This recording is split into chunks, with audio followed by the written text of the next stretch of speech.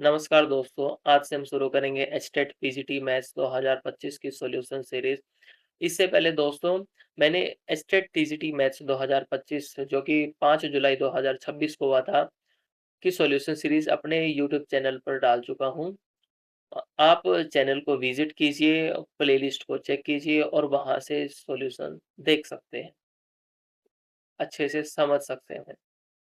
चलिए बच्चे शुरू करते हैं क्वेश्चन नंबर 91 से। हमें क्वेश्चन में गिवन है let S N is equal to sigma k from 1 to 4n of minus 1 raised to power k into k plus 1 upon 2 into k square। तो हमें बताना है कि n की वैल्यू क्या हो सकते हैं इन चार ऑप्शंस में से। पहले हम क्या करते हैं, इसको सोल्व करके देखो, एक बार इसको सोल्व कर लेते हैं। k की वैल्यू 1 रखते हैं पहले, तो बनेगा क्या, minus 1 raise to power 1 into 1 plus 1 upon 2 into 1 square. k की जगह 1 रख दिया, ये एस एन की वैल्यू है बच्चे। नेक्स्ट, अब k की जगह 2 रखो, minus 1 raised power 2 into 2 plus 1 upon 2 into 2 square. आगे बच्चे 3 रखो k की जगह, 3 into 3 plus 1 upon 2 into 3 square. आगे बच्चे 4 रखो, minus 1 raised power 4 into 4 plus 1 upon 2 into 4 square and so on. इसी तरीके से चलता जाएगा। आगे देखिए बच्चे, यहाँ पर हमें चेक करना है कि माइनस 1 की पावर ओड है या फिर इवन है। यहाँ पर ओड है या फिर इवन है, यहाँ पे ओड है या फिर इवन है। तो ब्रैकेट के अंदर देखो बच्चे, यहाँ पे 1 प्लस 1 लिखा हुआ, 1 प्लस 1 अपॉन 2, तो 2 से 2 कैंसिल हो गया तो 1 बचेगा। तो यहाँ पे minus 1 raised power 1 that is minus 1, और ये यहाँ पे 1 के ऐसे कैसा। आगे इस 2 से ये 2 कैंसिल किया तो 2 plus 1 that is 3, minus 1 raised power 3 is what, minus 1, और यहाँ पे 2 के ऐसे कैसा। नेक्स्ट, यहाँ पे 3 इंटू 3 प्लस 1 है, 3 प्लस 1 दैट इज 4 अपॉन 2 है। इस 2 से 4 को कैंसिल किया तो ऊपर 2 बचा, 2 इंटू 3 कितना हो जाएगा, 6।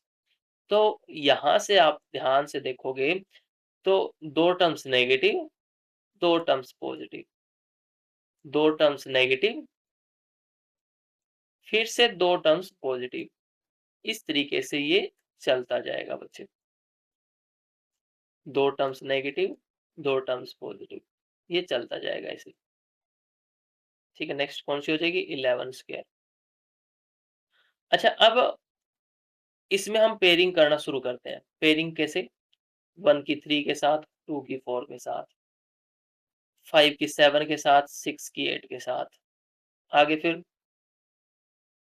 9 की 11 के साथ, तो 12 की किसके साथ, 10 की किसके साथ होगी, 12 स्क्वायर के साथ। तो ऐसे हमने पेयरिंग करना शुरू किया।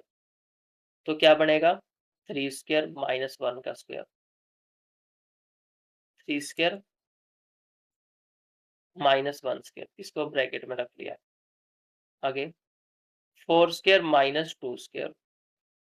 नेक्स्ट, फिर पेयरिंग किसकी होगी, 7 square minus 5 square plus 8 square minus 6 square. Next, इन चारों का काम खत्म। आगे 11 स्क्वायर माइनस 9 स्क्वायर,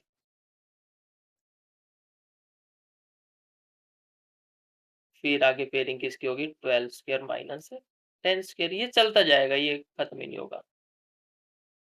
खत्म हो जाएगा लेकिन कहाँ तक चलेगा, 4n तक। आगे देखिए बच्चे, इक्वल टू 3 स्क्वायर 9 माइनस 1 कितना हो जाएगा, 8। इसको सोल्व किया, 16 माइनस 4 कितना हो जाएगा, 12। आगे इसको सोल्व किया, 49 49 माइनस 25 कितना हो जाएगा, 24। आगे 64 माइनस 36 कितना हो जाएगा, 28। Next 11 square that is 121 minus 81 कितना हो जाएगा, 40। नेक्स्ट 144 माइनस 100 कितना हो जाएगा, 44। और ये इस तरीके से चलता जाएगा अप टू कहाँ तक, 4n टर्म्स तक ये चलता जाएगा। अब सब में से हम 4 कॉमन ले सकते हैं, 4 कॉमन आया, 4 भी आ सकता है बच्चे, 2 भी आ सकता है। हमने 4 कॉमन लिया, तो 4 कॉमन लेने के बाद क्या बचेगा, यहाँ पे बचेगा 2, यहाँ पे क्या बचा 3, यहाँ पे क्या बचा 6, यहाँ पे क्या बचा 7, यहाँ पे क्या बचा 10, आगे क्या बचेगा 11। इस तरीके से चलता जाएगा बच्चे। ऊपर वाला अप टू n टर्म्स तक था, 4n टर्म्स तक था क्वेश्चन में रनिंग थी वो। अब हमने दो दो की पेयरिंग कर ली तो ये 2n टर्म्स होगी अब सोल्व करने के बाद, up to 2n terms. Next 4 ऐसे कैसा। अब फिर हम इसमें पेयरिंग करना शुरू करते हैं। पेयरिंग कैसे, ओड टर्म्स वाली एक तरफ कर लो और इवन टर्म्स वाली एक तरफ कर लेते हैं।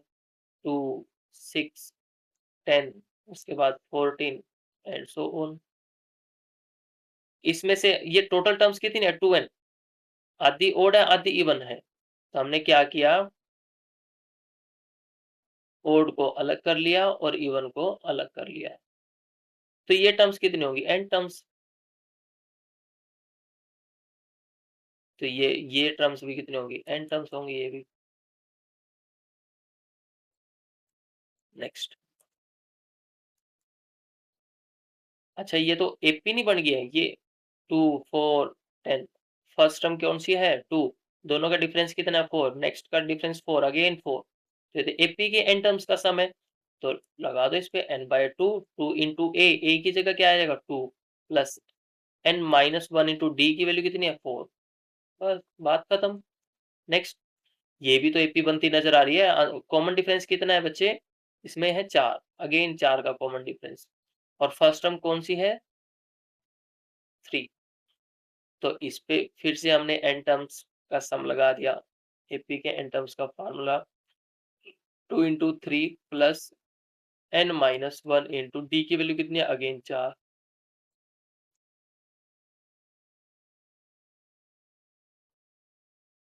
अच्छा, यहाँ से क्या करते हैं हम, 4 n/2 यहाँ पर भी है, n/2 यहाँ पर भी है, तो 4 ऐसे कैसा, n/2 कॉमन लिया, बचा क्या, इनकी मल्टीप्लाई करो 4, इनकी मल्टीप्लाई करो अंदर 4, n-1 की मल्टीप्लाई 4 के साथ करेंगे तो 4 प्लस ये n/2 तो बाहर चला गया, कॉमन लिया था, यहाँ पे क्या बचा 6, अगेन 4 की मल्टीप्लाई करो अंदर 4n-4, इस 2 से ये 4 को कैंसिल करते हैं तो यहाँ पे बचेगा 2, तो 2n इंटू, यहाँ पे देखो बच्चे n वाली टर्म्स को ऐड कर देते हैं और जो बिना n वाले उनको भी ऐड कर देते हैं, 4 से 4 कैंसिल हो गया।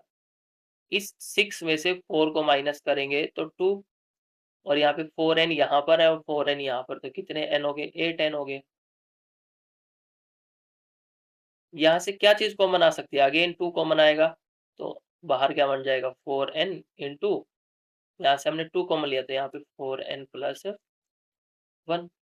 ये किसकी वैल्यू आई, एस एन की वैल्यू आई बच्चे, ये निकल के। इतना काम करने के बाद ये छोटी सी वैल्यू आई एस एन की।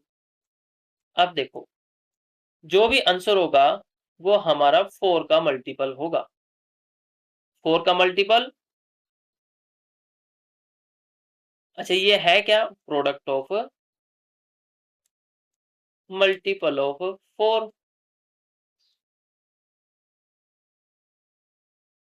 And it's successor. मान लिए 12 का मल्टीपल है तो यहाँ पे कौन सा होगा 13, यहाँ पे 16 का मल्टीपल है तो यहाँ पे कौन सी टर्म होगी, एक जोड़ के 17। तो इस तरीके से ये मल्टीपल है।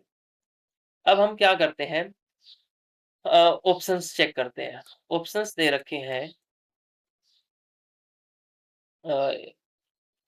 1088, 1056, 1120,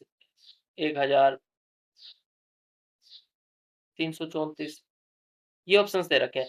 पहले तो इसमें चेक करो कि कौन कौन से 4 के मल्टीपल है, 4 का मल्टीपल होना चाहिए, ये भी 4 का मल्टीपल है, ये भी है, ये भी है, ये नहीं है, तो डी ऑप्शन तो कैंसिल हो गया।